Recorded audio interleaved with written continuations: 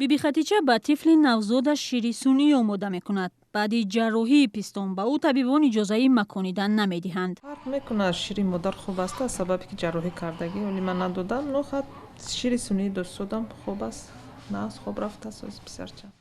بیبی خدیجه خوب میدوند که از این به بعد خراجات خانواده‌اش بیشتر خواهد شد. البته شیر خرید که تقین میشد اما ما مجبوریم که برای فرزند همین خراجات کنیم.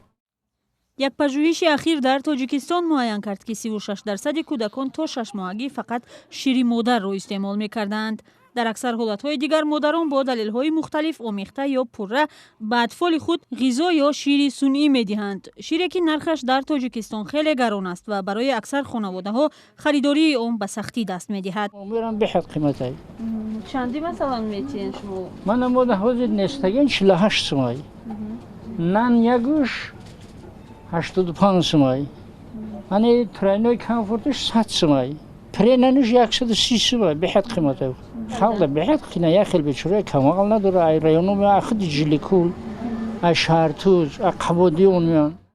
طبیبان میگویند بر محل رو آوردن به شیر سنی نه تنها از نگاه مالی برای خانواده ها مشکل ایجاد میکند بلکه مهمتر از این آن به گسترش مریضی های مختلف از جمله بیماری های درون رو و راهی نفس و کمخونی کودکان باعث می شود. برای ارگانیسم کودک یک چیزی بیگانه حساب می شود.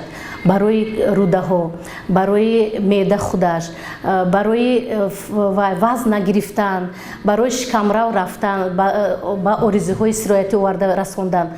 همین توصیه را به مادران میتیم. طبق یک تحقیقات اخیر 18% کودکان تا سن 5 در تاجیکستان کوتاه قدند و 6% لاغرندام و 8% کم وزن. یک سبب این را طبیبان به غذای نادرست کودکان ربط میدهند. بسیار کسامیاب آورده میرساند. درجه در معاینه سرم کار میکند. وقتی که بسیار پرتو میکند، قای میکند، ارگانیسم به آب میموند. به حرکت میشود ارگانیسم کودک. ما توصیه میتیم که حرکت کنید شیر خودتون نتید. اما سازمان جهانی بهداشت در یک گزارش اخیر خود تاجیکستان را در قطار کشورهای شامل کرده است که در آن عادت شیر دادن مادران به کودکان معمول است و 73% را تشکیل میدهد. ملاحت 3 کودکش را تا 3 سالگی با شیر خود بزرگ کرده است. این شیر مادر یه که همه غذا همه چی در ترکیبش هست. مثال که تا همون کودک خودش یگان چی خوردن ده ممکنه که یگان چیش نتی. سازمان جهانی بهداشت مشورت می‌دهد که هر نوزاد در 6 ماه اول زندگی حتما باید شیر مادر استعمال کند و بعد این تا 2 سالگی و حتی بیشتر از آن هم دادن شیر مادر باید ادامه یابد.